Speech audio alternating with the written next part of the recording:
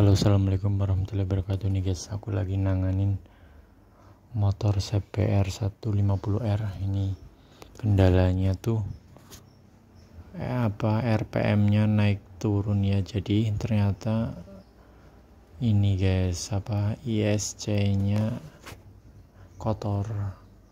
Sama kita bersihin throttle bodinya ya guys. Nih kita lepas soket-soket sama tangkinya juga kita bersihin, filter bensinnya ya, sama businya sekalian. Oke.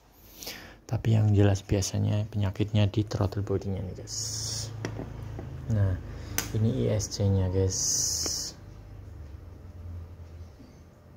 sama kita bersihin juga ini ya, injektornya nih guys. Oke.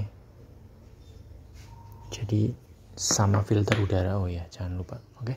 Sekian, terima kasih. Assalamualaikum warahmatullahi wabarakatuh.